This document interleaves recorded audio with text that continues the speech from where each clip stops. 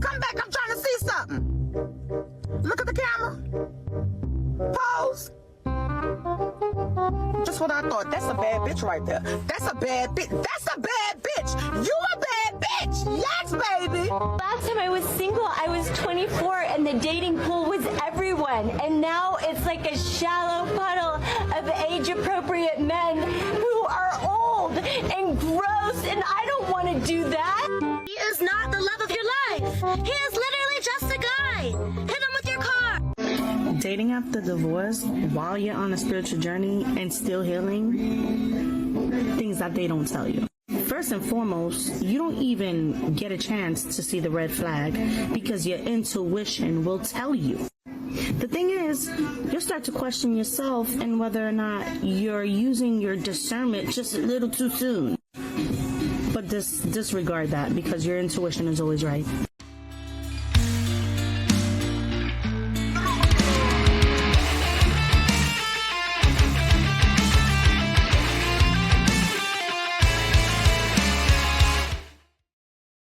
Guys, what is going on?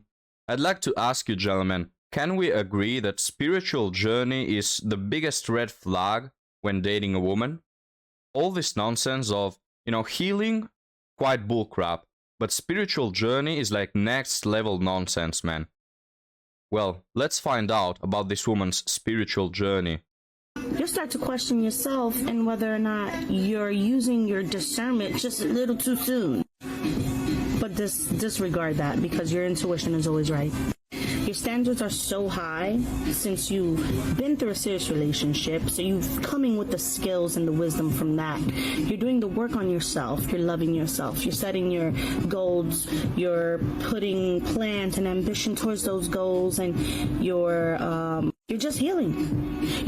Guys, I don't understand what exactly is she healing from. She just mentioned how, she had a lot of skills because of her marriage. She knows how to keep a man. She's ambitious to follow her goals. She has learned so much. Well, why did you leave then? It doesn't seem to add up. You're just healing. The thing is, everything becomes clear as day. And there's more spiritual people that are wolves in sheepskin. Oh, you mean like you? You mean like yourself right now? Speaking about the devil, guys, I can't stress enough how much of a big red flag this spiritual journey is. Imagine you marry a woman, you spend 20 years of your life with her, investing in her, your time, your emotions, your resources, your life. And then she comes with this nonsense of spiritual journey. Guys, I think I've never heard of a woman who is on a spiritual journey not cheating. You know what I mean? Like, can we call it hookup journey instead of spiritual? You're on a journey, but you're riding something else, if you know what I mean. Disgusting, guys. But let's keep watching. Remember that. There's a big difference between not wanting to be divorced and wanting to stay married. Let's talk about it. Hey, Boo Thing. So I'm sharing a lot more about my divorce and kind of what led up to that and what that looks like. I'm getting some questions about it. And I believe that many of us don't talk about the healing process. We always want to get on and talk about what happened when we're healed or what happened, how we got over and all of that. And all that's good. And I think there's a time and a place for that. And there's a ministry for that. But I also think that there's a ministry for people that are in that situation and they're going crazy in their head, like, why am I staying in this situation with a guy who is cheating on me, with a guy who's not, treating me right, a guy who's, and so, and a lot of people on the outside, they're looking from the outside and they're saying, why would you stay with this dude? Like, why wouldn't you leave? Right. And so I want to give you this kind of scenario or this mindset, because it was the mindset that I had. I was in the mindset of when my husband started cheating, or when I found out that my husband was cheating. Now, let me preface this to say that when I divorced him, or when I filed for divorce, I found out so many more things that I didn't know ahead of time. But there were a lot of things that I did know that I covered up. And so I had this mindset that you do not get a divorce. Now, this didn't come from my mom or my parents or any of that mindset, but it came from this ideal of what marriage was. And then you hear all these things about how, this person cheated and they stayed together, and you just got to pray your way through, and God will bring a testimony about this aspect.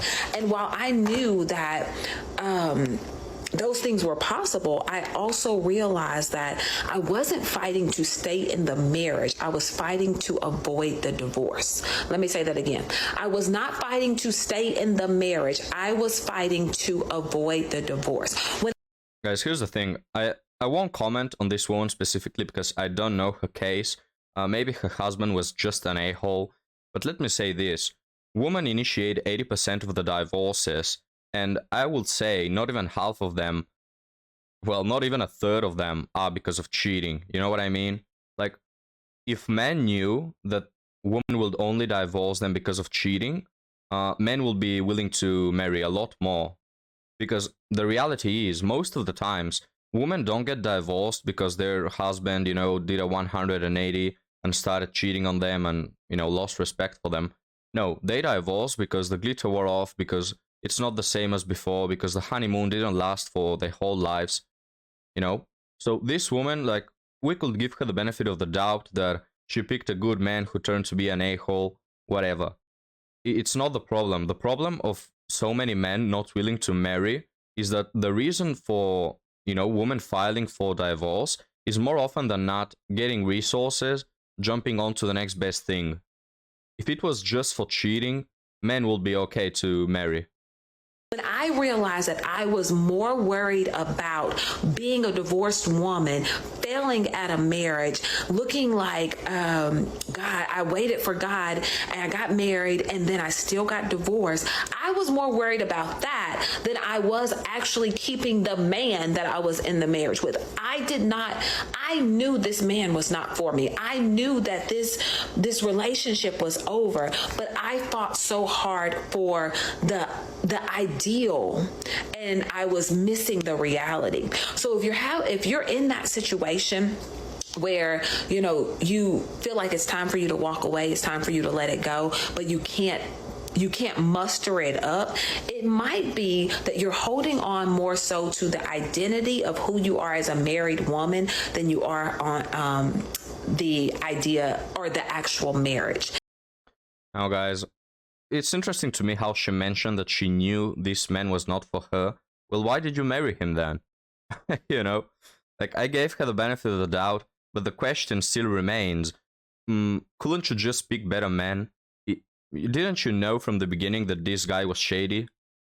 But guys, I feel optimistic today, so I'm gonna give her the benefit of the doubt. She doesn't seem like a bad woman, and I will even go as far to say that she tried in her marriage. But what do you guys think? Am I being too optimistic? And that's a hard balance, and it's a hard thing to break. So the awareness is the first step in breaking it. All right. So we fucked marital. You really thought you married Prince Charming and you wound up with Mr. Hyde. Been there, done that. So now what? I mean, you could do what I did and be right and be a victim and blame him for the next, 10 years. And then when you wake up and you turn around and you look back at those 10 years and you see what it cost you.